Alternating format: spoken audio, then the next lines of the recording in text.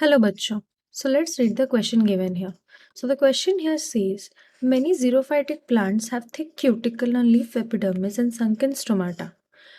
Some xerophytic plants have special photosynthetic pathway CAM that enables the stomata close during day. Opuntia has spines, modified leaves, photosynthetic phylloclade stem. Adaptations are genetically fixed in organisms. तो अगर हम यहाँ पे देखें तो हमको इन चार statements को पढ़ के इन चारों में से करेक्ट स्टेटमेंट को ढूंढ के लिखना है।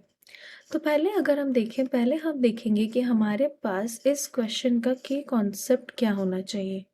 तो इस क्वेश्चन का हमारे पास की कॉन्सेप्ट क्या होगा ना, यहाँ पे अडेप्टेशंस अडेप्टेशंस होगा हमारे इस क्वेश्चन का की कॉन्सेप्ट।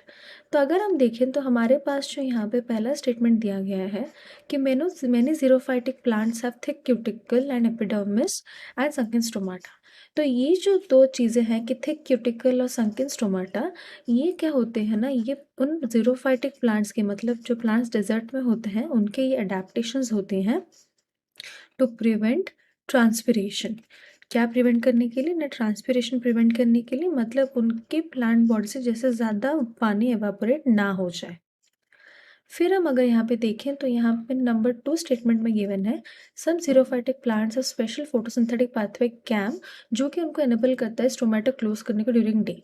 तो ये जो कैम पाथवे होता है, ये क्या होता है ना, ये हमारा इसमें एक पर्टिकुलर एसिड प्रेजेंट होता है जिसको कि हम क्या बोलते हैं, ग्रेसुलेशन एसिड।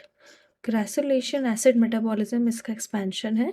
तो इसमें क्या होता है ना, इस वाले मेटाबॉलिज्म वाले प्लांट्स में उनके स्टोमेटा जो है दिन को बंद रहते हैं, और ये वाला जो टाइप ऑफ प्लांट्स है ये हमको डेजर्ट में देखने को मिलते हैं, और उनके स्टोमेटा दिन में इसीलिए बंद रहते हैं so as to prevent transpiration, मतलब उनके प्लांट बॉडी से जैसे एक्सेस पानी ना जाए। और ऐसे प्लांट्स में क्या होता है ना, उनका स्टोमेटा जो है कब खुला रहता है, नाइट में खुला रहता है to take in carbon dioxide. तो फिर नेक्स्ट अगर हम देखें, opuntia has spines, photosynthetic phylloclade and stem. तो ये अपुंशिया जो है ये भी हमारा क्या होता है ना, ये भी एक तरह का डेजर्ट प्लांट है जिसमें कि क्या होता है ना, उन पे प्रेजेंट होते हैं स्पाइंस, जो कि क्या करते हैं, स्पाइंस जो होते हैं लीफ मॉडिफिकेशन होती हैं, इनका भी काम क्या होता है ना, सेम, टू प्रिवेंट ट्रांसपिरेशन। और इनका जो फाइलोक्लेड होता है, मतलब फाइलोक्लेड मतलब उनका जो स्टेम होता है वो बहुत ही ज़्यादा क्या होता है ना, फ्लैशी होता है।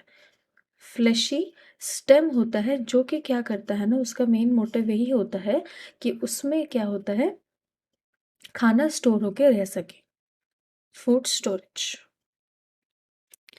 फिर अगर हम यहाँ पे लास्ट वाला देखें, लास्ट में गिवन है adaptations are genetically fixed in organisms. तो अगर हम देखें तो जो अडेप्टेशंस हमारी होती हैं, जो कि लॉन्ग टर्म अडेप्टेशंस हो जाती हैं, वो क्या होती है ना, जनरली ऑर्गेनिज्म में जेनेटिकली फिक्स हो जाती है, और उनके आने वाले जनरेशन में वही सेम अडेप्टेशन है वो देखने को मिलता है। तो अगर हम यहाँ पे देखें, यहाँ हमारी चारों स्टेटमेंट सही थी, तो इस क्वेश्चन का हमारा सही जवाब होगा option A. Hope you understood it well. Best of luck.